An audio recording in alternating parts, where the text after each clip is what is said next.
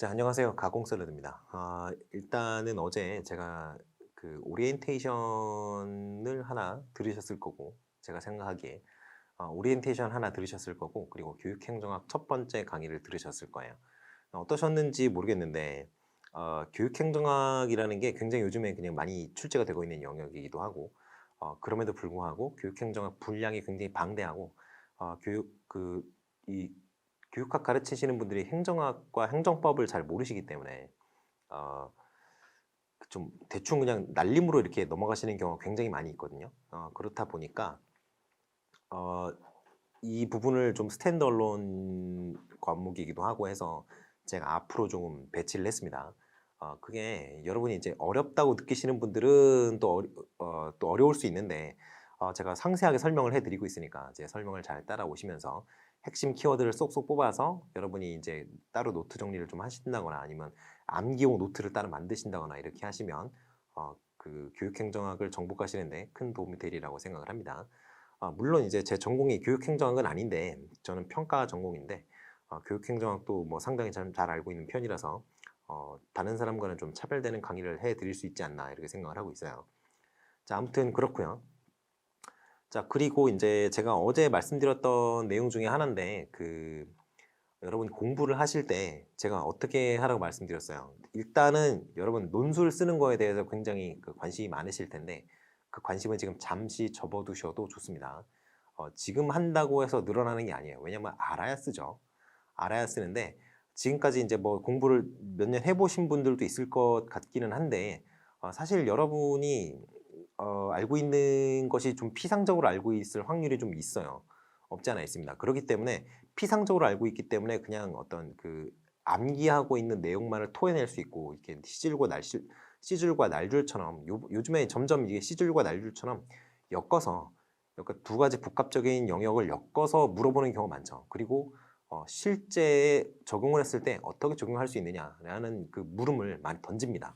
근데 이게 쉽지가 않은 작업이거든요. 왜냐하면 그 어떤 개념에 대해서 심도 있게 탐구를 해보지 않은 사람 같은 경우에는 이게 실제로는 어떻게 될까? 라는 그 질문을 딱 받았을 경우에 굉장히 사람이 얼어버립니다. 왜냐하면 자기가 그렇게까지 생각을 안 해봤거든요. 그 자리에서 쇽쇽 이렇게 쓰면 되지 않을까? 쏙쏙쏙 답이 나오는 분들이 많지 않을 거라고 생각을 합니다. 하지만 저랑 같이 공부를 하시면 제가 그런 잡다한 얘기들까지 막 다 해드리기 때문에 여러분이 들으시면서 그래 이런 건 좀 써먹을 수 있겠는데 하는 내용들이 분명히 있을 거라고 생각을 해요. 그러한 점에서 제 강의가 좀 차별점이 있다고 생각을 합니다. 물론 교재가 훌륭하죠. 그렇기 때문에 좀 그런 얘기를 해드리고 있고요. 자, 그래서 공부를 할 때는 일단은 스터디를 많이 하시면 안 된다는 얘기 제가 말씀드렸어요. 스터디 많이 하시면 시간 낭비예요. 그냥 뭐 교육학 하나, 뭐 전공 하나 이 정도면 충분합니다. 그리고 두 번째, 마음의 평지풍파를 만들지 말라. 그러니까 연애를 하시던 분들은 연애를 계속 하시고 연애를 안 하셨던 분들은 이번 기회는 아무리 눈앞에 멋진 남자가 나타나도 아무리 눈앞에 예쁜 여자가 나타나도 매력적인 여자가 나타나도 좀 참으시고 수험생 생활에서 벗어나서 다른 사회를 접해보시면 또 그 사회, 그 넓어진 사회에서 보는 또 그런 멋진 분들, 매력적인 분들이 또 있습니다. 그러니까 지금 잠깐 그런 욕망을 내려놓으시고 수동승 같은 삶을 조금 추구를 해보시기를 바래요. 그리고 세 번째, 노트 정리를 좀 하셔야 되는데요. 노트 정리를 굉장히 휘황찬란하게 형형색색의 색깔을 이용을 해서 예쁘게 작성하는 분들이 굉장히 많습니다. 다 의미 없죠. 부질없습니다. 그런 노트 정리가 나쁘다는 건 아니에요. 나쁘다는 건 아닌데 여러분 그런 노트 정리를 했을 때 여러분이 그 노트 정리에 사용하게 되는 여러분의 어떤 정신적인 자원을 한번 생각을 해보세요. 여러분이 노트를 정리를 하는 이유는 노트를 예쁘게 정리해서 누군가에게 보여주기 위한 게 아닙니다. 단색으로 하셔도 수준을 잘 나눠 놓는다면 이런 식으로 저도 이렇게 들여쓰기를 조금씩 조절을 하면서 이렇게 저 같은 경우는 이렇게 해놓는 편인데 여기 밑에 이런 것까지도 있고요. 또 들여쓰기가 다 다르잖아요. 그러면 구분이 충분히 될 거 아닙니까? 그래서 이런 식으로 잘 구분을 지어 놓고 노트 필기를 하신다면은 어떠한 항목 밑에 어떠한 내용들이 들어가는지 이런 것들을 본인이 구조화를 하실 수 있기 때문에 굉장히 좋다고 생각을 해요. 그리고 제 그 교재의 구성들이 그런 식으로 되어 있는데 어 이렇게 제목이 이렇게 있을 거 아니에요. 제목이 있고 학자 이름이 있고 제목이 이렇게 있고 그렇죠? 그리고 그 밑에 있는 세부 항목들이 이렇게 목차같이 이렇게 구성이 되어 있는 걸 보실 수가 있어요. 그 제목들이라는 게 의미가 있는 겁니다, 전부. 그냥 제목 또는 목차. 여러분 책 맨 앞으로 가시면 목차가 쭉 있잖아요. 그 목차가 너무너무 중요한 거예요. 그 목차를 절대 경시하지 마시고 목차를 항상 옆에 두고 공부를 하시기 바랍니다. 내가 지금 어디쯤 와 있는지, 어디쯤 공부를 하고 있는지를 여러분이 머릿속에 담아 두셔야 시험장 가서 이 부분이 어디 나왔더라, 어디 나오는지 대충 알 것 같은데 내용이 잘 기억이 안 나는 경우가 있어요. 그러면 사실 그 목차가 흐름이라는 게 있잖아요. 이론들의 흐름이 있단 말이에요. 어떤 이론이 나왔는데 이론이 발전시킨 이론이 또 나올 수 있고요. 그 이론이 잘못됐다. 나는 그 이론에 반대한다 그러면서 나오는 이론들이 또 있어요. 그러니까 이 흐름이 있단 말이에요. 결과적으로 그런 흐름들을 따라가시면서 생각을 해보시면 이 부분이 기억이 잘 안 나는데 근데 이 앞에는 이런 내용이 있었고 이 뒤에는 이런 내용이 있었어. 그렇다면 이 가운데 있는 내용은 대충 이런 내용이 아닐까. 가만히 생각을 해보니까 내가 추론한 게 맞는 것 같아. 이러면 굉장히 그 답안 구성하는데 위험성을 줄일 수가 있습니다. 이게 제가 뇌피셜로 하는 얘기가 아니라 실제로 그런 경우가 굉장히 많아요. 어떤 사람들이 그래요? 공부를 잘하는 친구들이 그렇습니다. 여러분이 공부를 잘하겠지만 더 잘하는 여러분은 한 명이잖아요. 근데 공부 잘해왔던 친구들을 쭉 보면은 그러한 어떤 방법들을 많이 사용을 해요. 그러니까 그러한 어떤 평균치를 좀 따라가시는 게 합격 수기 보지 말고 그런 평균치를 따라가시는 게 여러분의 합격 확률을 높일 수 있는 방법이라고 생각을 합니다. 아시겠죠? 그리고 제가 또 무슨 얘기했어요? 합격 수기 보지 말라 그랬죠. 합격 수기의 본질이 뭐라고 그랬죠? 자랑질이에요. 자랑질. 눈꼴 씌워서 어떻게 봅니까? 거기 나와 있는 그 공부 방법들 자기가 안 했던 공부 방법 쓰는 놈들도 굉장히 많습니다. 그러니까 그런 합격 수기를 100% 믿지 말라는 거예요. 물론 이미 읽으신 분들은 어쩔 수 없어요. 이미 여러분의 눈은 버려진 거죠. 안 본 눈 삽니다. 이렇게 할 수 있는 게 아니잖아요. 그게 이미 뇌리에 박혀버렸는데 어떡해요.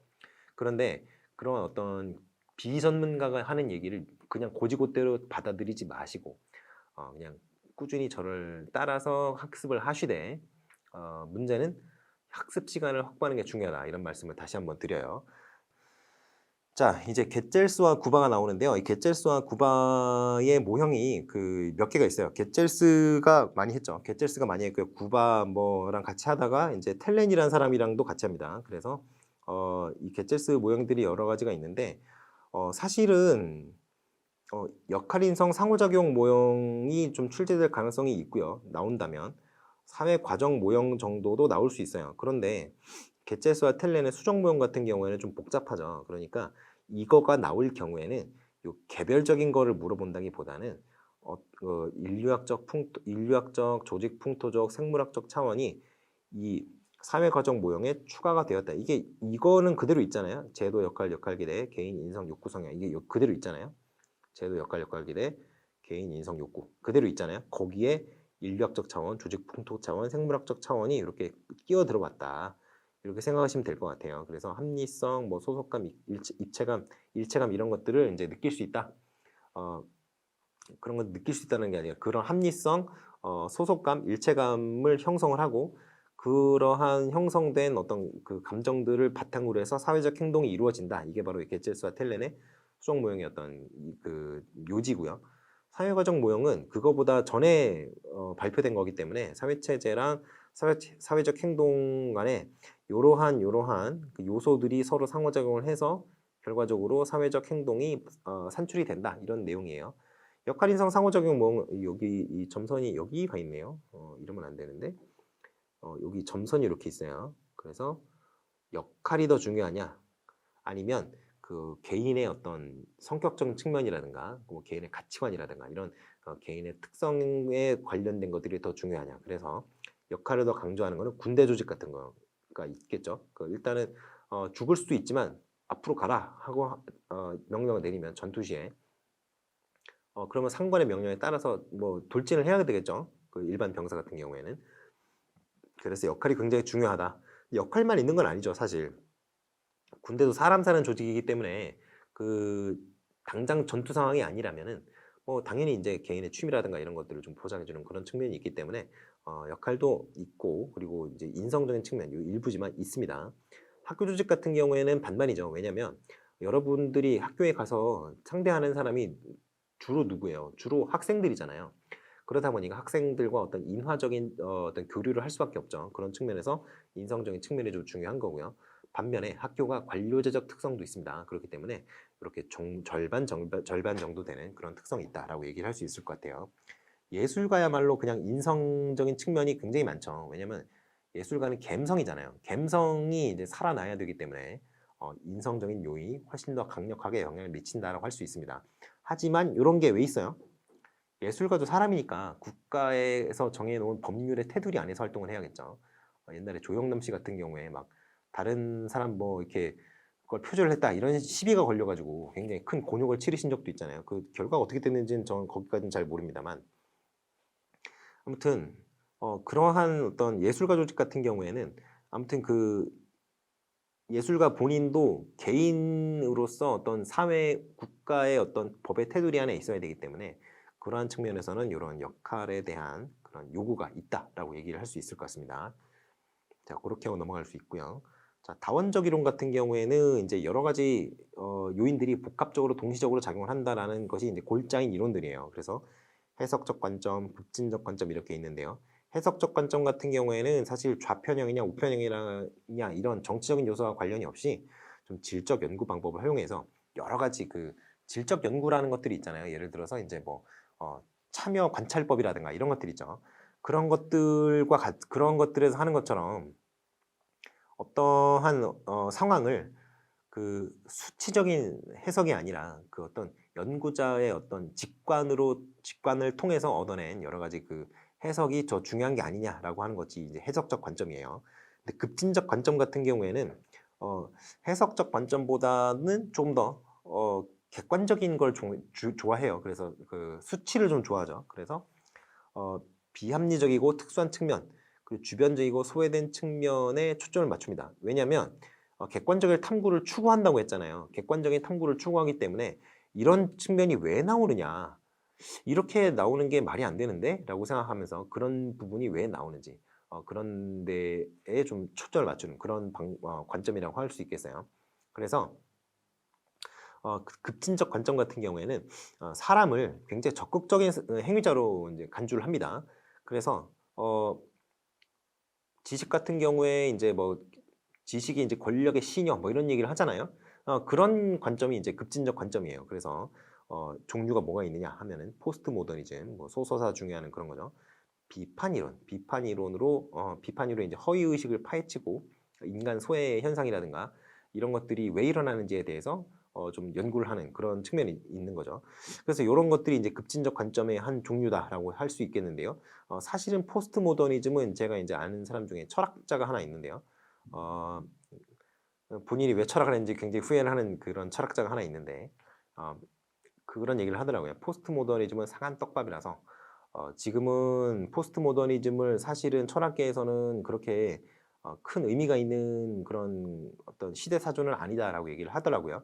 그런데 아직까지 이제 여러분이 이제 임용 시험을 보는 입장에서는 아직 포스트 모더니즘이 의미가 있기 때문에 그거는 어디까지나 포스트 모더니즘이 상한 떡밥이다 이렇게 얘기하는 건 어디까지나 철학계에서의 얘기고요.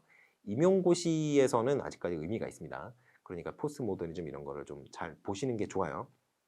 물론 근데 포스트 모더니즘은 사실 내기가 쉽지가 않아요. 왜냐하면 해체 뭐 이런 걸 좋아하는데 교사가 해체 이런 걸 주장하면 안 되잖아요. 그 사회 해체 뭐 이런 거 주장하면 안 되잖아요.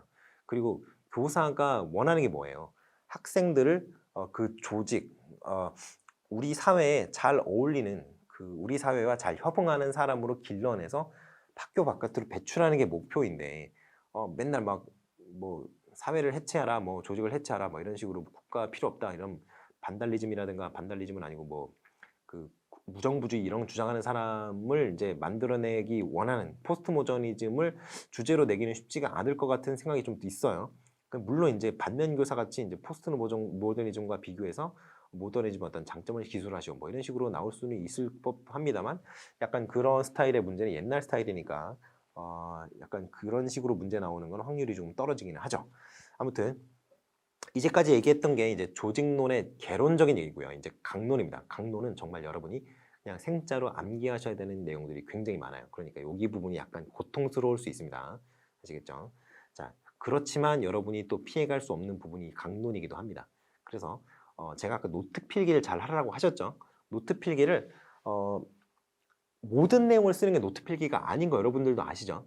물론 대학교 때 그 답을 이렇게 한 줄 뭐 두 줄 쓰셔야 되니까 그래서 노트 필기를 그렇게 막 선생님께서 앞에서 말씀하신 내용을 싹 다 받아 적으셔서 하는 분들도 있는데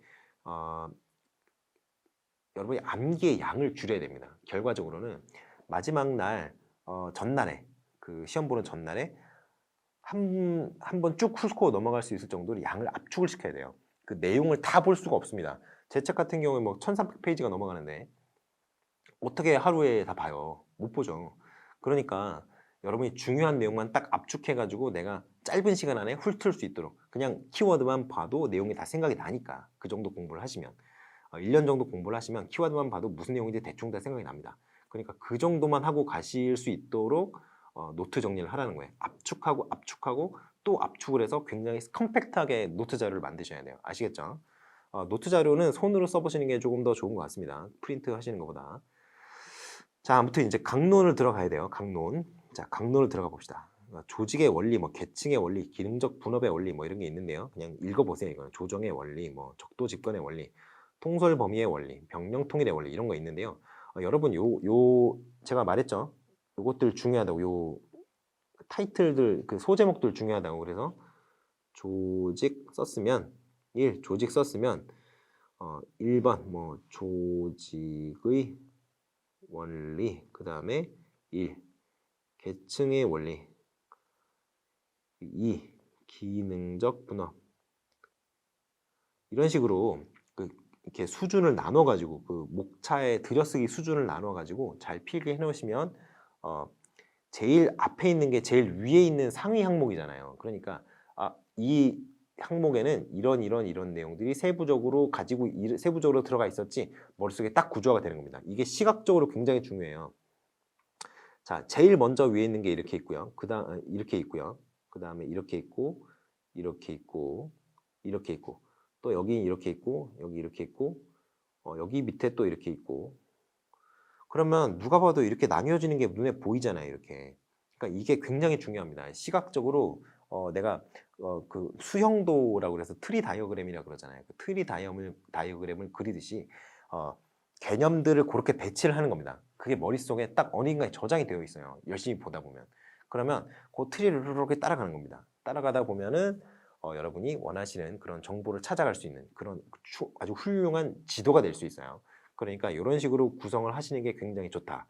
이런 말씀을 드립니다. 근데 이거를 본능적으로 하시는 분들이 있는데 본능적으로 못 하시는 분들도 굉장히 많거든요. 아시는 분들은 그냥 그대로 하시면 되고 이렇게 하는 거였어? 라고 처음 듣는 분들은 제가 가르쳐 드리는 방법대로 따라 하시면 될 것 같아요. 자, 그렇게 해서 조정의 원리, 적도 집권, 통솔, 명령통 이런 것들이 이제 있다. 이렇게 해서 조직의 원리가 이렇게 쭉 나왔고요. 의사소통의 공식성에 따른 조직 분류가 있어요. 공식 조직, 비공식 조직은 우리 앞에서 했었죠. 어제 했었죠. 공식 조직, 비공식 조직이 참고 자료에 들어 있었습니다. 그래서 공식 조직이 뭐라고요? 어떤 법적 근거가 있으면 공식 조직, 없으면 뭐라고요? 비공식 조직이라고 그랬어요. 한데 공식 조직 같은 경우에는 의사소통의 창구가 조금 이제 비공식 조직에 비해서 좀 문서화되어 있고 공식화되어 있기 때문에 좀 상명하복이 하복식의 어떤 의사소통이 굉장히 많아요. 그런데 비공식 조직 같은 경우에는 서로 친밀한 인간적 관계를 기반으로 하는 조직이잖아요. 그러다 보니까 공식 조직에서 충분히 활용할 수 없었던 어떤 의사소통이 충분히 보장될 수 없었던 의사소통이 약간 이렇게 의사소통 채널이 이렇게 있으면 약간 사이드로 빠져서 이렇게 좀 오래 걸리더라도 아무튼 의사결정권자한테 들어가는 데 도움이 될 수 있는 그러한 어떤 특징이 있다. 이런 말씀을 드릴 수 있을 것 같아요. 자, 그러면 개선 조직이라는 게 있습니다. 개선 조직이 뭐냐? 개선 조직 같은 경우에는 여기 리더십을 발휘할 수 있다라고 했는데 이게 리더가 발휘하는 거예요. 리더가 강력한 리더십을 발휘할 수 있도록 조력하는 조직입니다. 한마디로 말해서 뭐라 그래야 되죠? 리더가 이렇게 있으면 라인이 이렇게 있잖아요. 명령이 흘러가는 라인이 있을 거 아니에요. 리더, 그 다음에 뭐 간부, 간부, 낮은 간부, 사원 이렇게 쭉 선을 따라가잖아요.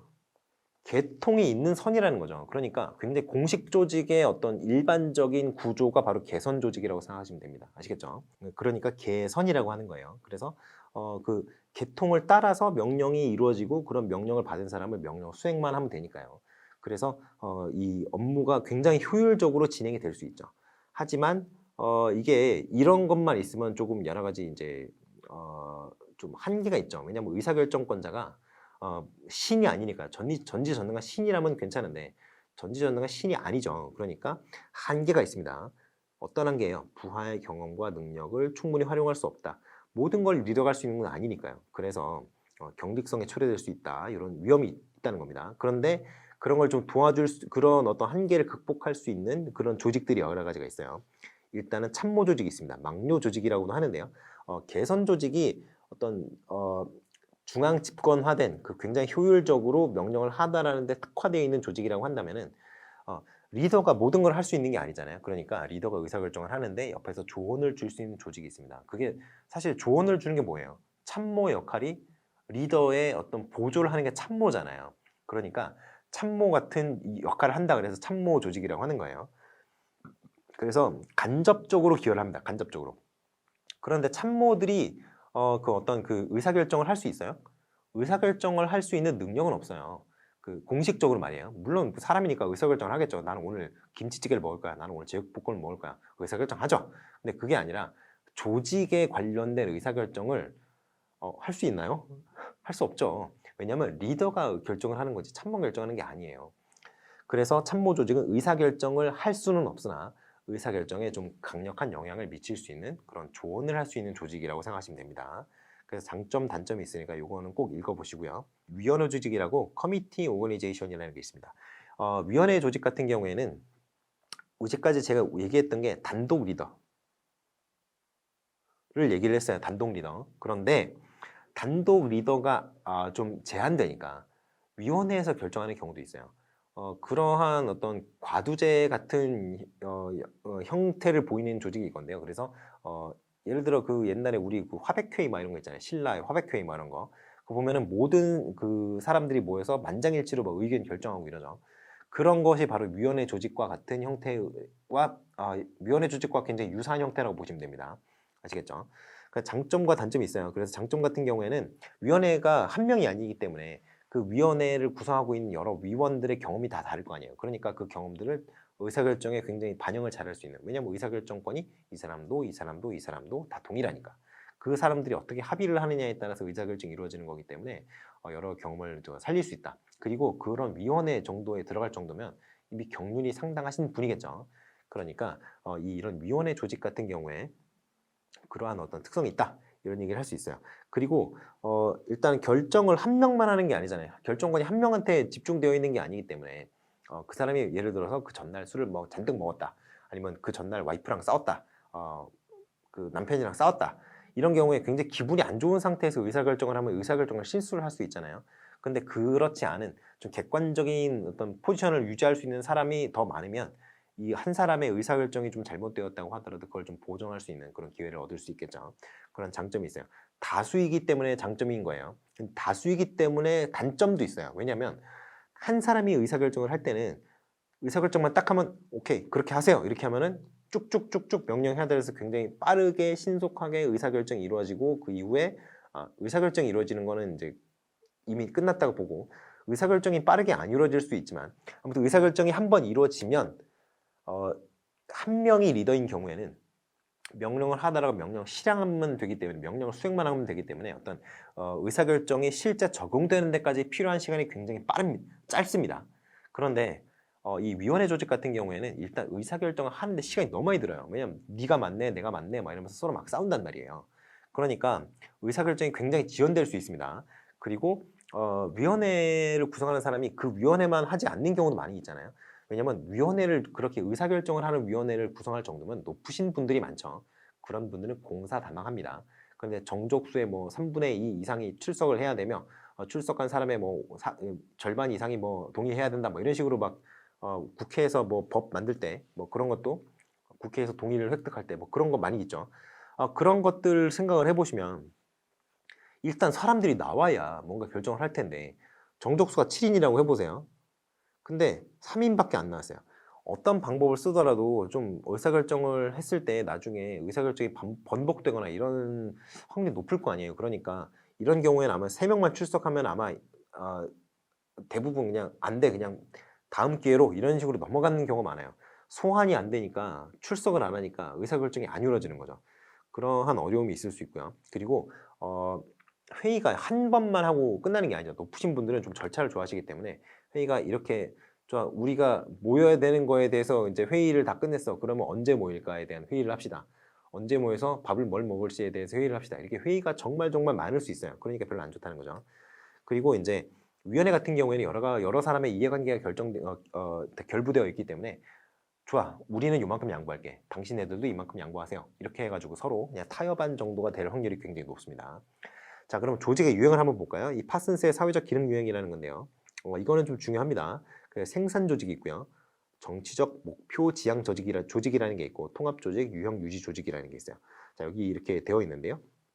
어떤 것들이 여기 들어가느냐? 민간 기업, 생산 조직 같은 경우는 사회에 어떤 생산물들을 만들어내는 기업이에요. 그러니까 실제로 현물, 그러니까 이제 상품을 만들어내는 눈으로 볼 수 있고 만질 수 있는 상품을 만들어내는 거죠. 뭐 쌀이라든가 밥이라든가 빵이라든가 이런 것들, 그 눈에 보이는 상품들, 여러분들 뭐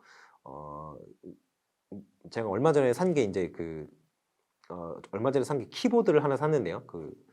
무선 키보드를 하나 샀는데 그런 무선 키보드를 만드는 기업들, 이런 기업들이 민간 기업들이죠. 그런 기업들이 이제 이런 생산 조직에 들어간다고 보시면 됩니다. 이런 조직들은 적응이라는 기능을 맡아요. 그 다음에 정치 조직입니다. 정치 조직 같은 경우에는 목표 성취를 목적으로 해요. 정치 조직, 그러니까 정당 같은 경우에 뭐가 목적이에요? 정당이 달성하고자 하는 목적을 이루기 위해서 정당의 어떤 목표를 달성하기 위해서 어떤 정치적인 입김을 행사하기 위해서 모인 사람들이 정당을 구성을 하잖아요. 그러니까 이런 경우에 정부라든가 정당이 여기 이제 정치 조직에 해당이 되는 거고요. 통합 조직 같은 경우에는 사회가 잘 통합적으로 기능하기 위해서 필요한 조직들이에요. 경찰, 군대, 뭐 군대 같은 경우 외침을 막는, 그리고 뭐 외침을 막기 위해서 이제 군대가 있는 거죠. 경찰 같은 경우에 도둑이라든가 범죄자 같은 거 이런 사람들을 잡나요? 잡긴 잡죠. 뭐 그런데 이제 아무튼 이런 경찰이라든가 검찰이라든가 이렇게 타인에게 피해를 입힐 수 있는 사람들, 그리고 입힐 수 있는 걸로는 체포하지 않습니다만 아무튼 타인에게 심대한 장애를 미칠 수 있는 사람들 같은 경우에, 예를 들어 폭탄 테러범 같은 경우에는 폭탄이 터지지 않았다고 하더라도 잡아가죠. 왜냐면 그 폭탄이 터질 거라는 뭐 예고를 막 하고 막 이런다면은 그 폭탄을 설치한 곳 주변에 있는 그 시설들이 다 마비되죠. 대피시켜야 되잖아요. 장사도 못하고. 그러니까 잡아가는 거죠. 그러니까 타인에게 피해를 미치는 경우에는 그런 거를 경찰 행위를 통해서 제재를 할 필요가 있습니다. 경찰이라는 게 여러분이 이제 네이버 뭐 사전이라든가 이런 찾아보시면 경찰 자체가 동사로도 가능해요. 경찰 행위 그러면 금지하는 행위라고 생각하시면 돼요. 자, 금지 행위를 결정하는 그런 집단이 어디예요? 그런 건 국회에서 금지를 결정을 하고 집행하는 거는 경찰이 집행을 하죠. 경찰은 행정청 소속이죠. 그리고 법원 같은 경우에는 그 어떤 행위가 진짜로 경찰 행위에 의해서 제재를 받아야 되는지 제재를 받지 않아도 되는지에 대한 어떤 판단을 하는 곳이 이제 법원입니다. 그래서 사법부, 행정부가 어떤 그 통합 조직에 이제 굉장히 가까운 역할을 하고 있는 그런 것들이죠. 그리고 체제 유지, 유형 유지 조직 같은 경우에는 그 체제가 이제까지 쭉 흘러온 역사가 있을 거 아니에요. 그 역사를 계속 앞으로도 이어나가기 위해서 교육을 해야 되는 여러 가지가 있습니다. 그렇기 때문에 교육기관이 들어가고요. 그리고 문화단체, 그리고 종교단체. 여러분들 우리나라가 지금 뭐 해외에 K-팝이라든가 그리고 뭐 여러 가지 많이 팔아먹고 있죠. 게임도 굉장히 많이 팔아먹어요. 그런 어떤 K 시리즈 문화, 물론 김치전사 이런 거는 해당되지 않습니다만 아무튼 그런 문화라든가 종교라든가 이런 것들은 사회의 구성원들이 그 사회의 구성원으로서 소속감을 느끼게 해줄 수 있는 강력한 요소들이에요. 그렇기 때문에 문화나 종교단체들, 문화단체라든가 종교단체들이 이런 유형 유지 조직에 들어간다 이렇게 생각하시면 되겠습니다. 1차적 수혜자 유형이라는 게 있어요. 블라와 스콧이 얘기했던 거. 이건 다른 얘기죠. 호혜 조직이 있습니다. 호혜 조직 같은 경우에는 1차적, 그러니까 이 1차적 수혜자 유형이라는 게 뭐냐면요. 어떤 조직의 행동으로 인해서 어떤 조직이 기능함으로 인해서 가장 처음에 이득을 보는 사람이 누구냐라는 거예요. 그런 조직의 행동으로 인한 가장 직접적인 그 이득의 수혜자가 누구냐, 이득을 받는 사람이 누구냐라는 거에서 착안을 해서 그 조직의 유형을 나눠 놓은 그런 겁니다. 호혜 조직 같은 경우에는 그 조직 구성원 자체가 그 조직의 1차적 수혜자예요. 어디가 있어요? LH 있잖아요. 호혜 조직입니다. 그렇죠. 물론 이거는 좀 정치적인 얘기라고는 할 수 없죠. LH 같은 거, 자, 이거 생긴 것도 보세요. 내 거 이렇게 생겼잖아요. 네, 내 거, 다 내 거. 우리나라 부동산은 다 내 거. LH 딱 호혜 조직이죠. 그 1차적 수혜자가 조직 구성원인 조직을 말합니다. 이렇게 해서는 안 되는데 나쁜 놈들이죠. 자, 두 번째, 상업 조직이라는 게 있어요. 그래서 조직의 소유자가 1차적 수혜자가 되는 그런 조직을 말합니다. 예를 들어서 우리가 중소라고 쓰고 이제 지읒소라고 읽는 그런 사업체들 있죠. 예를 들어서 회사에 너무 돈이 없어서 연봉을 올려줄 수 없다 그러고 자기는 이제 벤츠로 차를 바꾸고 이런 사람들 있죠. 조직의 소유자가 어떤 1차적 수혜자가 되는 그런 조직을 말합니다. 그래서 사실은 뭐 이거 농담처럼 한 얘기인데요. 조직의 소유자, 그러니까 조직의 소유자가 그 주식회사 같은 경우 있잖아요. 주식회사 같은 경우에는 주주 모두가 그 조직의 소유자예요. 그렇기 때문에 주주총회 같은 거 할 때 의결권이라는 게 주어지는 겁니다. 그래서 이 사람들은 그 어떤 그 조직의 활동으로 인해서 내가 경제적 이득을 획득하는 것을 목적으로 해요. 그러니까 그 투자주가 있고요. 그 어떤 수익금이 나면은 그걸 다시 투자를 해서 그 어떤 그 주식의 지분 늘려가는 형태의 주식이 있고요. 그리고 배당주라는 게 있습니다. 배당주가 뭐냐면 우리나라 같은 경우는 반기에 한 번씩 해요. 뭐 6개월에 한 번씩 이제 배당금을 주는 거죠. 근데 미국 같은 경우는 분기별로 하거든요. 4분의 1 그러니까 세 달에 한 번씩 배당금을 주는 거죠. 그래서 그런 배당금이 많이 나오는 그런 주식들이 있습니다. 우리나라 같은 경우 삼성전자 같은 경우에 대표적인 배당주인데요. 그러한 삼성전자 주식 같은 경우에 이윤 획득을 주된 목적으로 한다고 했잖아요. 그런데 이런 경우에는 주주들은 그 뭐라 그래야 되나요? 배당금이 많이 들어오는 거를 훨씬 선호하기 때문에 어떤 조직의 성장에는 약간 좀 방해가 되는 그런 요인으로 작용하는 그런 어떤 단점도 있는데요. 아무튼 사업 조직 같은 경우에는 조직의 소유자인 그 주주 같은 경우 이 1차적 수혜를 입는 그런 사람들이다라고 보시면 되겠습니다. 그리고 공공조직이 있죠. 공공조직이 어느 게 있어요? 교육부 있죠. 교육부, 뭐 행정부, 사법부, 뭐 그리고 뭐 여러 가지 어떤 우리 공무원들이 일하는 그 뭐 예를 들어서 구청들이죠. 여기 뭐 동작구청, 여기 동작구니까요. 그 뭐 서초구청, 강남구청, 뭐 이런 데들 있죠. 그런 구청들이 공공조직에 해당이 됩니다. 그래서 이게 수혜자 같은 경우에는 그 공공기관 같은 경우에는 공공기관 내부에서 근무하는 그 공무원들을 수혜자로 상정하고 일을 하는 게 아니죠. 이 공공조직 같은 경우는 서비스의 목적이 뭐예요? 일반 대중에게 원활한 서비스, 편의를 제공하기 위해서 존재하는 조직들이잖아요. 그러니까 군대라든가 경찰이라든가 소방서라든가 일반 뭐 구청, 동사무소 이런 것들이 전부 공공조직에 속하는 겁니다. 아시겠죠?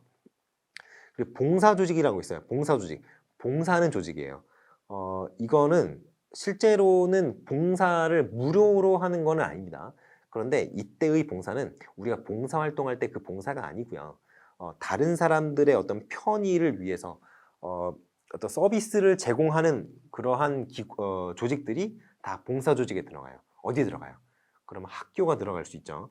그리고 병원, 그리고 형무소 아주 중요한 어떤 기능을 담당하죠. 그 범죄자를 일반 대중으로부터 분리시켜서 격리하는 그런 아주 중요한 사회적인 기능을 합니다. 그래서 이러한 조직들이 봉사 조직에 속한다 이렇게 생각하면 될 것 같습니다. 그래서 칼슨 같은 경우에는 이 블라와 스콧이 얘기했던 1차적 수혜자 유형 중에 요 봉사 조직 있죠. 요 봉사 조직, 이 봉사 조직을 조금 더 구체적으로 만들어 놓은 거예요. 그래서 이게 블라와 스콧의 그 1차적 수혜자 유형 있잖아요. 이거랑 관련이 있는 겁니다. 그래서 봉사 조직을 나눠봤어요. 칼슨 같은 경우에 어떻게 있어요? 야생 조직, 강압 조직, 적응 조직, 그리고 순치 조직 이렇게 나와 있다라고 하는데요. 사실은 야생 조직, 적응 조직, 순치 조직 이거 읽어보시면 되는데요. 이 강압 조직 같은 게 실제로는 이게 적어는 놨습니다만 실제로 이런 거는 좀 존재하기 어려워요. 왜냐하면 강압 조직 같은 경우에는 고객이 그 조직의 어떤 활동으로 인해서 수혜를 받는 사람이 있잖아요. 그 사람들을 고객이라고 정의를 했을 때 고객이 조직을 선택할 수 있느냐? 선택할 수 없습니다. 그리고 조직이 고객을 선택할 수 있느냐? 그건 선택할 수 있어요. 이런 조직이 이제 강압 조직인데 군대 같은 경우에는 군대 갈 때는 이제 대한의 아들 뭐 이러면서 그 사고가 나면 이제 누구신지 막 이런 분들이잖아요. 그러니까 이런 분들 같은 경우에는 조직이 고객을 선택을 하죠. 왜냐면 한국에서 이제 일정 연령 사이에 있는 모든 남자들을 고객으로 하잖아요. 근데 고객으로 해야 되는지 일단 그 의문이긴 한데 아무튼 그런 그 조직에 들어와서 구성원으로 일을 해야 되는 사람들을 고를 수가 있어요. 그런데 고객이 조직을 선택할 수 있는 권리가 없죠. 왜냐하면 법으로 정해놨잖아요. 일정 연령의 한국 남자라면 무조건 군대를 가야 된다고 법이 정해놨어요. 그러니까 뭐 선택을 할 수가 없잖아요. 그 나이에는 무조건 군대를 가야 되니까. 그런데 문제가 뭐냐면요. 군대가 굉장히 봉사활동을 많이 하긴 해요. 예를 들어서 이제 민간 대민 지원 막 이런 거 많이 합니다. 추수철에 뭐 모내기 막 이런 거 많이 도와주죠. 그런데 군대의 목적은 그런 그 대민 지원에 있는 건 사실 아니거든요. 대민 지원을 많이 할 뿐이지. 대민 지원이 목적이 아니라 군대는 솔직히 이제 좀 극단적으로 얘기를 한다면 살인을 하는 기술을 배우러 가는 곳이기는 해요. 근데 그 살인을 내가 그냥 죽이고 싶은 사람을 죽이기 위해서 기술을 배우는 게 아니고요. 우리나라의 안보를 위협하는 외부 세력으로 침략으로부터 우리나라를 지키려면 외부의 군대를 우리가 물리쳐야 되잖아요. 물리치는 가장 쉬운 방법이 뭐예요? 외국의 군인들을 우리나라에 막 침입을 한 외국의 군인들을 죽이는 거잖아요.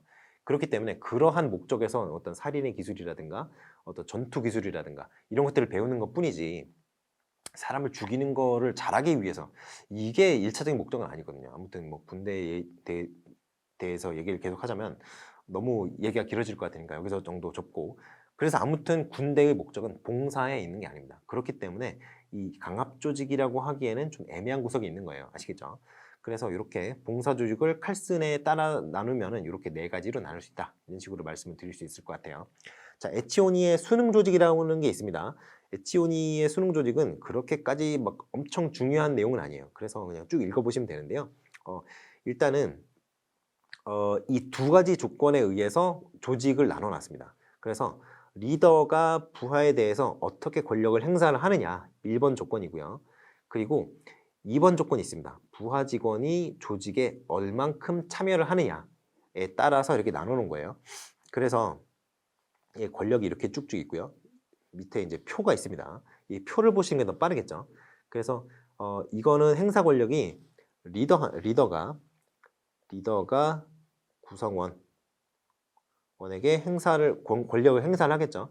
그리고 구성원이 조직에 참여하는 정도. 그렇죠. 그래서 이렇게 3개에서 총 9개가 있는데요.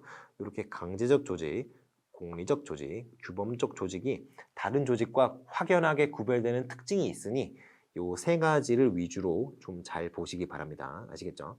나머지들은 서로 오버랩되는 부분들이 일정 부분씩들이 있어요. 그렇기 때문에 좀 구별하기가 쉽지 않기 때문에 출제하기가 좀 어렵습니다. 하지만 이 3가지는 다른 조직들과 좀 확연하게 구분되는 특징들이 있기 때문에 이 3가지를 좀 보시면 될 것 같아요. 아시겠죠? 그래 여기 나오네요. 지배적인 조직 유형이라고. 그래서 이 3가지를 좀 보셔야 됩니다. 강제 조직. 이거 같은 경우에는 어때요? 리더가 강제할 수 있다 그랬죠? 근데 강제하는데 너무너무 싫은 거예요. 나는 저 사람이 나한테 명령을 너무너무 싫어. 그러니까 참여를 안 해요. 그래서 강제적 조직인 겁니다. 자, 그 다음에 리더가 구성원한테 뭐 권력을 행사하는데 이런 식으로 얘기를 하는 거죠. 야, 네가 이거 해주면 내가 이거 해줄게. 서로 거래적인 어떤 관계가 되는 거죠. 거래적 리더십이랑도 약간 관련이 있는 것 같네요. 그래서 보상적인 어떤 그 명령을 합니다. 이걸 해주면 내가 이걸 해주겠다. 그러면 이 참여하는 수준이 딱 이건 거예요. 들어보니까 여기 좀 제 얼굴 딱 이런 거예요. 딱 수준이. 내가 들어보니까 왠지 저거 해주면 내가 좀 이득이 있을 것 같은 거예요. 그러니까 그냥 저쪽에서 준다는 만큼만 해주자. 딱 그 정도인 거죠. 타산적으로 참여하는 거예요. 그러니까 이게 바로 공리적 조직이라는 겁니다. 공리적이라는 게 굉장히 모든 사람의 이득을 위한 거잖아요. 그러니까 공리라고 하는 거 아니겠어요? 그러니까 리더도 좋고 구성원도 좋고 이런 조직이 바로 공리적 조직이 되는 거예요. 자, 그 다음에 규범적 조직이라는 게 있습니다. 규범적인 권력 행사라는 게 있어요. 이게 뭐냐면 조직 구성원들에게 명령을 하는데요. 이렇게 해서는 아니 된다, 이렇게 해야 된다라는 어떤 그 조직 내부의 어떤 가치관 같은 거를 근거로 들어가지고 명령을 하는 거죠. 그런데 이런 경우에는 조직 내부의 가치관이잖아요. 그러면 리더만 공감하는 가치관이 아니라 조직 구성원도 당연히 공감을 하는 가치관이겠죠. 조직 내부의 가치관이니까요. 리더든 어떤 구성원이든 다 조직에 속해 있는 사람들이잖아요. 그러니까 참여도 당연히 헌신적으로 참여를 하게 됩니다. 그러다 보니까 이제 이런 조직을 규범적 조직이라고 할 수 있는 거예요. 그리고 이 세 가지 조직이 좀 지배적인 조직이니까 이런 것들을 좀 잘 보시면 될 것 같아요. 자, 그리고 조직 유형이 나왔으니까 학교의 어떤 조직이 어떤 유형이 있는지 좀 보셔야겠죠. 유형유지 조직이라고 볼 수가 있고요. 봉사 조직이라고도 볼 수 있습니다. 자, 사육 조직이라는 게 나왔는데요. 이 운상 조직 또는 순치 조직이라고 합니다. 어디 나왔어요? 바로 위에 나왔죠. 여기 나왔죠. 유형사, 공립학교, 정신병원, 형무소 등이 이제 순치 조직에 해당되는데 학교 같은 경우에는 이 순치 조직에 해당이 된다고 말씀을 드릴 수 있을 것 같습니다. 자, 그리고 규범 조직 같은 경우에는 그 학교에서 이제 가르치는 게 어떤 내용이 있나요? 우리 사회에서 일반적으로 통용되는 가치관들을 가르치지 않나요? 그런 의미에서 학교의 어떤 그 리더가 되는 선생님들, 그리고 리더를 따라가는 그런 그 부하의 개념은 아니지만 사실 리더를 따라가는 사람들이 바로 학생들이잖아요. 그러니까 학생들과 선생님들이 모두 다 공감하는 사회적인 가치를 기반으로 해서 그 어떤 조직이 굴러가기 때문에 규범 조직이라고 볼 수 있습니다. 아시겠죠? 자, 이게 좀 중요합니다. 학습 조직. 학습 조직이 중요하고요. 그리고 학습 조직과 대비되는 전문적 학습 공동체라는 개념이 있어요. 자, 이게 서로 다른 개념입니다. 학습 조직과 전문적 학습 공동체. 두 개가 어떻게 다른가요? 전문적 학습 공동체는 교사만을 대상으로 합니다. 그리고 목적이 명확해요. 뭐가 목적이에요? 티칭 스킬의 임프루브먼트를 목적으로 해요. 학습 조직은 그거랑 다릅니다. 학습 조직은 무언가 학습이라는 과정이 일어나는 조직은 모두 다 학습 조직으로 정의할 수 있어요. 그러니까 학습 조직 내부에 전문적 학습 공동체가 일부 포함이 되겠다라고 말씀을 드릴 수 있을 것 같습니다만 일반적으로는 두 개를 그냥 분리해서 봅니다. 아시겠죠? 뭐가 뭐에 포함되는지 이런 거는 절대 안 나와요. 아시겠죠? 학습 조직이 전문적 학습 공동체의 어떤 범위를 포괄하느냐 이에 대해 써라. 이런 문제 나오겠어요? 안 나와요. 이런 거는. 아시겠죠? 근데 서로 둘이 전혀 다른 개념이기 때문에 좀 구분을 하셔야 된다는 걸 제가 여기서 확실히 말씀드릴게요. 자, 학습 조직을 봅시다. 학습 조직은 저기 번호를 붙여놨죠. 자, 조직 구성원들이 진정으로 자신에게 원하는 결국 뭐죠? 좀 나오는데 여기 능력을 개발, 조직 구성원의 능력을 개발시켜 나가는 것, 그리고 창의적인 개방적인 사고 장려 뭐 쭉쭉 나오는데 결과적으로 중요한 건 이 부분입니다. 배울 수 있는 조건을 갖춘 조직. 그러니까 조직을 이거를 조합을 해보면 어떻게 되겠어요? 학습 조직이라는 거는 조직 구성원들이 끊임없이 지속적으로 자신의 능력을 개발시켜 나갈 수 있는 조직, 그러한 조건을 갖춘 조직 이렇게 하면 되겠네요. 물론 좀 길게 쓰시면 이렇게 다 쓰셔도 됩니다. 자, 학습 조직이 그러면은 계속 학습이 일어나는 조직이라고 제가 말씀드렸잖아요. 그러면 그게 그러한 어떤 활동이 성립하기 위해서는 여러 가지 조건이 있을 거예요. 어떤 조건이 있을까요? 이런 것들이 있습니다. 이게 좀 중요해요. 이런 것들 잘 외워놓으세요. 자기 완성, 사고의 틀, 멘탈 모델이라고 하는데요. 이 사고의 틀 정도라고 생각하시면 됩니다. 이게 모달이 기능이라는 얘기죠. 기능, 틀, 어떤 방향, 뭐 그런 것들을 정의하는 거죠. 그 모달리티 뭐 이런 얘기 하잖아요. 그게 바로 이 모달이랑 똑같은 거예요. 똑같은 건데, 여기 좀 지워주세요. 제가 스펠링을 잘못 봐가지고 개소리를 했네요. 네. 자, 자기 완성 이렇게 있고요. 그 다음에 사고의 틀, 멘탈 모델이라고 합니다. 모델. 공유된 비전, shared visions. 그리고 집단적 학습, 시스템적 사고. 이게 굉장히 중요해요. 자기 완성은 그냥 아까 제가 얘기했잖아요. 여기서 얘기했던 거. 자신의 능력을 개발시킨다 그랬죠. 그게 자기 완성이죠. 그리고 사고의 틀, 그리고 이제 자기가 이제까지 생각했던 게 어떠한 한계가 있는지, 어떻게 발전시킬 수 있는지 그 틀을 인지하는 게 되게 중요하죠. 근데 자기의 틀을 인지하려면 어떻게 해야 되겠어요? 다른 사람과 비교해야 될 거 아닙니까? 그러니까 다른 사람의 관점과 생각, 그리고 자신의 생각에 미치는 행동, 생각이나 행동에 미치는 영향, 이런 것들을 대해서 이제 성찰할 수 있는 그런 조건이 필요한 거죠. 그리고 공유된 비전. 우리가 조직으로 모여서 뭔가를 학습하기 위해서 모였어요. 그러면 공유된 비전이 뭐겠어요? 우리가 이러이러한 교육을 함으로써, 우리가 스스로 학습을 함으로써 어느 수준에 도달할 수 있겠다라는 공유된 비전이 있어야 되는 겁니다. 그리고 집단적 학습. 집단적 학습이라는 게 그냥 같이 모여서 단순히 스터디하는 게 아니에요. 이게 뭐냐면 자기가 직접 막 해봅니다. 학습을 해요. 거기서 학습을 한 걸 가지고 현장에 나가서 그걸 직접 적용을 해보는 거예요. 그리고 나가서 그거를 다시 서로 피드백을 하는 그런 과정이 집단적 학습이라고 생각하시면 되겠습니다. 그리고 시스템적 사고, 뭐 그냥 시스템적으로 사고하는 거죠. 자, 그래서 이런 5가지가 중요하다고 말씀드렸는데 바로 이어서 전문적 학습 공동체가 나옵니다. 전문적 학습 공동체. 자, 여기서 생기가 얘기했던 조직이 뭐냐라고 했을 때 전문적 학습 공동체를 쓰면 되겠어요? 안 되겠어요? 안 됩니다. 아시겠죠? 전문적 학습 공동체는 생기가 얘기했던 학습 조직과 다른 겁니다. 아시겠죠? 달라요. 자, 정의 보시죠. 복수의 교사가 대상이에요. 교사가 대상인데 목적이 뭐냐면은 이 가르치는 스킬 향상이 목적이에요. 교수 학습 능력의 향상의 목적으로 결과적으로는 가르치는 능력의 향상이 목적이죠. 그래서 학습을 해요. 집단에서 같이 스터디를 합니다. 스터디를 해서 이런 게 좋은 것 같아요 라고 서로 의견을 공유를 해요. 그리고 그걸 가지고 자신이 가르치고 있는 현장으로 가죠. 애들을 대상으로 막 가르쳐 봅니다. 애들이 반응도 좋은 것 같아요. 형성평가 같은 걸 보니까 애들의 이해도가 올라갔어요. 야, 이 방법이 너무 좋구나. 제가 이렇게 해보니까 그러면 이걸 다시 이제 학습 공동체로 가지고 가요. 이게 교사 학습 공동체라고도 합니다. 이게 교사 학습 공동체라고도 해요. 교사 학습 공동체. 그래서 이 전문적 학습 공동체에서 복귀를 해요. 전문적 학습 공동체를 복귀를 해가지고 얘기를 합니다. 제가 저번에 이 방법을 그 전에 우리 스터디에서 나왔던 이 방법을 써보니까 애들이 너무 반응이 좋고 형성평가를 치러봤더니 아이들의 이해도가 더 올라간 걸 느낄 수 있었습니다. 그러면 사람들이 막 박수치면서 저도 다음에는 그걸로 해보겠어요. 뭐 그러면서 서로 사례 공유를 하면서 그 서로의 어떤 티칭 스킬을 향상시키기 위해서 여러 가지 노력을 하는 그런 모임이죠.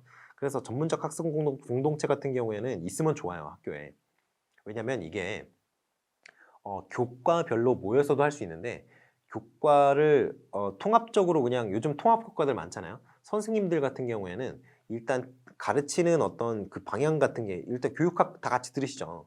그러니까 어떤 메서덜러지 측면에서는 유사한 측면이 굉장히 많습니다. 물론 과목별 특성이 굉장히 강한 그런 분야도 물론 있죠. 가르칠 때 예를 들어서 뭐 국어나 그 영어 같은 그런 언어 과목들 같은 경우에는 상보적 교수 이런 거 많이 하죠. 레시프로컬 티칭.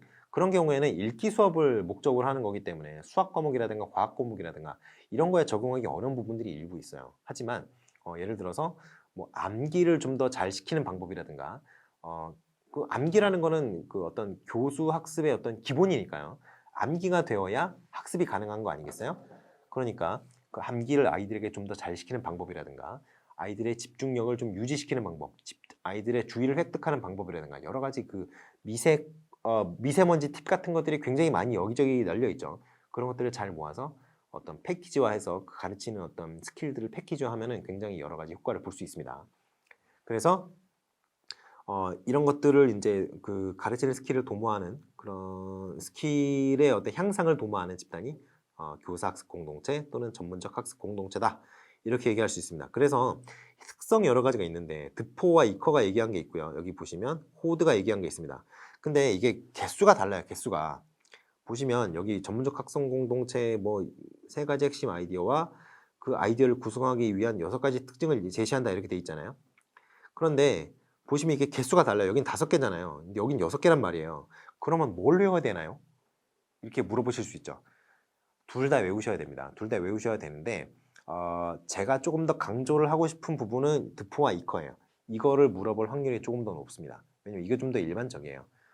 그리고 다 알고 계신다는 어, 한 계신다는 전제하에 6가지를 다 물어보거나 5가지를 다 물어보지는 않아요. 일반적으로 2가지를 쓰시오, 3가지를 쓰시오 이런 식으로 하면은 그중에 3가지, 2가지만 쓰면 그것까지만 카운팅이 되고 여러분이 6가지를 다 쓰셨고 5가지 다 쓰셨다고 하더라도 2가지만 쓰시오라고 했으면 앞에 2개에서 딱 끊어가지고 뒤에 3개 쓴 거, 뒤에 4개 쓴 거 이건 카운팅이 안 됩니다. 그러니까 좀 중요한 것들을 위주로 좀 외우시면 좋을 것 같아요. 그리고 6개를 뭐 제시문에서 6가지가 있다 이런 식으로 얘기했으면 드포와 이커가 얘기했던 전문적 학습 공동체의 특성이구나 라고 이해를 하셔야 되고요.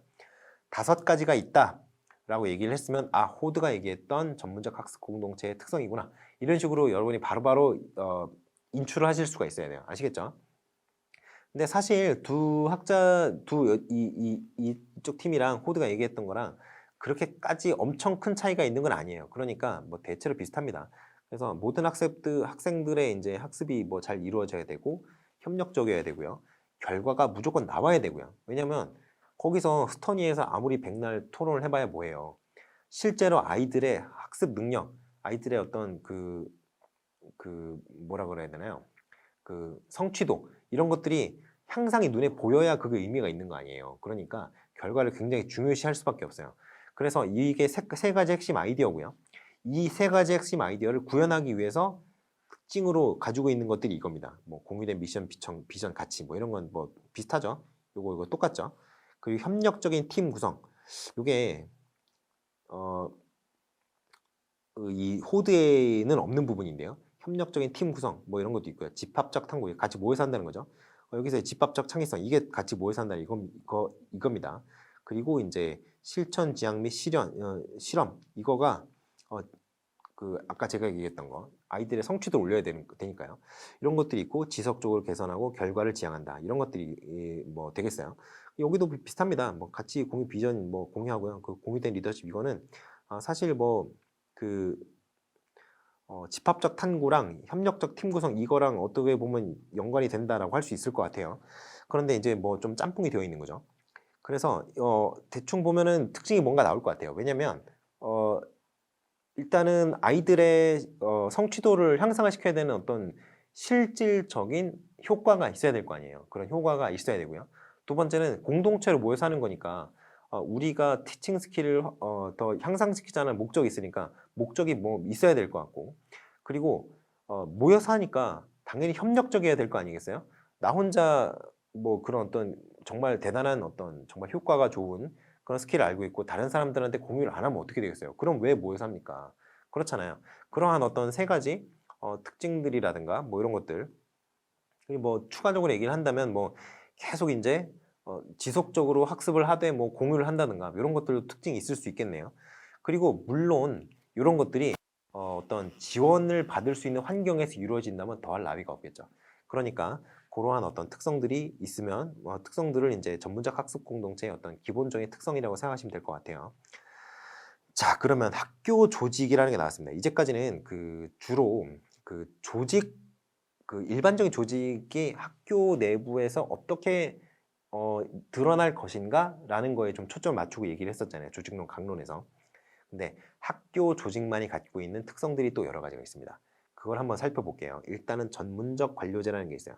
제가 어제도 말했지만 오늘도 얘기했던 게 있습니다. 뭐가 얘기를 했어요? 어떤 얘기를 했어요? 선생님들이 어떠한 집단이라고요? 전문가 집단이에요. 어떤 측면에서 전문가인가요? 교육이라는 굉장히 어려운 영역에 있어서 전문가입니다. 아이들을 상대하는 방법, 학부모를 상대하는 방법 이런 것들에 대해서 굉장히 전문가일 수밖에 없잖아요. 보통 한 분 선생님이 대학교 졸업하자마자 임용이 됐다고 가정을 해봅시다. 그러면 24, 21, 셋넷 됐을 거 아니에요. 그러면 그때부터 퇴직할 때까지 한 40년 가까운 생활을 그 아이들과 학부모를 상대를 하면서 보내세요. 그러면 수천 명의 아이들을 졸업을 시키고 수천 명의 학부모를 상대를 하게 됩니다.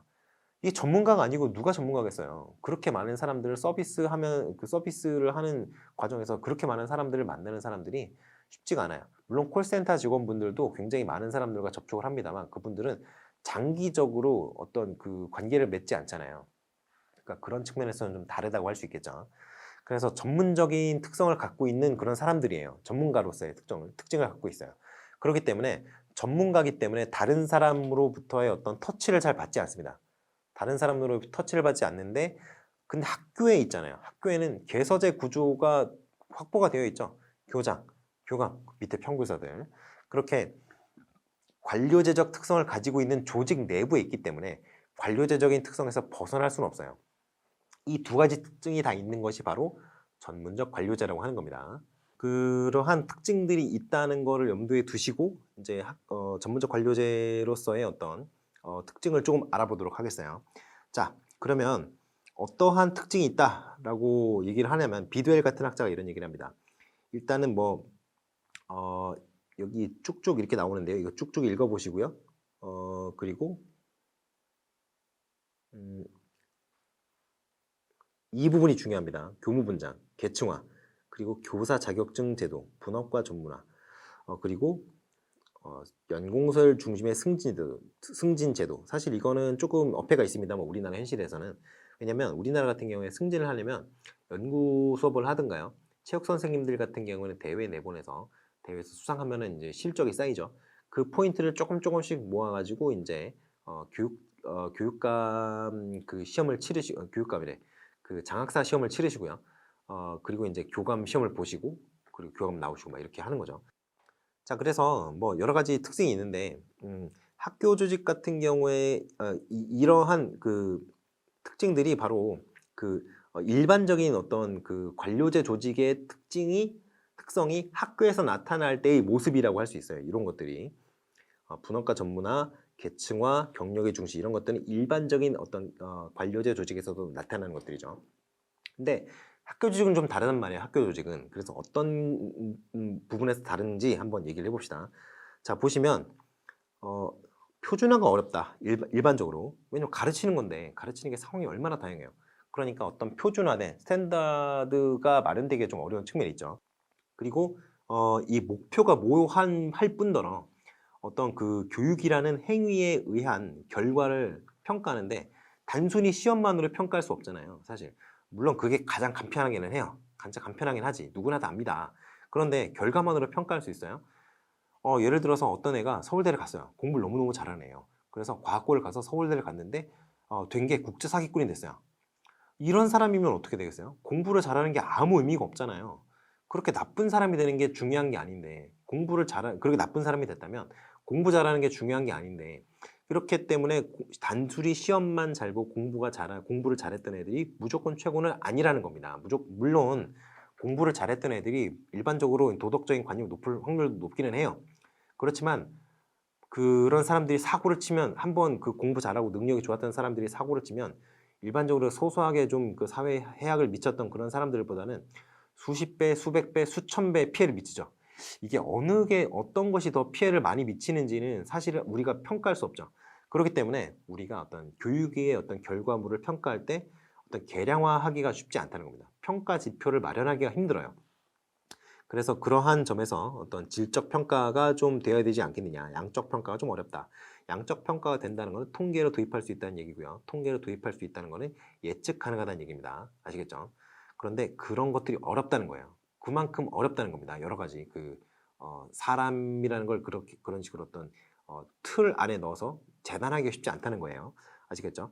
따라서 교사가 전문성을 인정받는다는 거예요. 그런데 이런 전문성을 인정받기 위해서 그 어떤 전제 조건들이 몇 가지 있어요. 자격증이 있어야 되죠. 여러분 다 시험 보시는 시점에서 11월 한 중순쯤 시험을 보시잖아요. 그때 시점에서 교사 자격증이 있어야 됩니다. 아니면 교사 자격증 발급이 예정되어 있어야 돼요. 그렇잖아요. 일단 임용 발령을 받았을 때 학교를 졸업을 해야 교사로서 일을 할 수 있을 거 아니에요. 대학교를 졸업을 해야. 그러니까 적어도 발령받는 시점에서는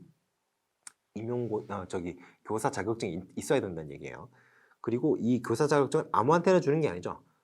일정한 교육 과정을 거쳐서 교사 자격증을 발급받을 만한 자격이 있다라는 자격이 있다라는 걸 인정받은 사람한테만 주는 거예요.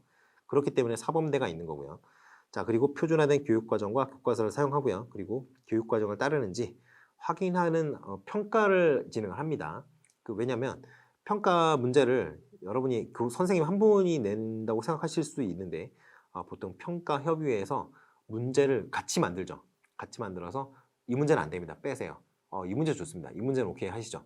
이런 식으로 해서 서로 협의를 거쳐서 나옵니다. 물론 이제 부장 선생님이 다 리드를 하시긴 하는데 그래서 이제 이런 특징들이 있기 때문에 이러한 어떤 일반적인 특징과 전문가가 모여있는 집단으로서의 특징이 공존하는 그러한 집단이 바로 전문적 관료제가 되겠어요.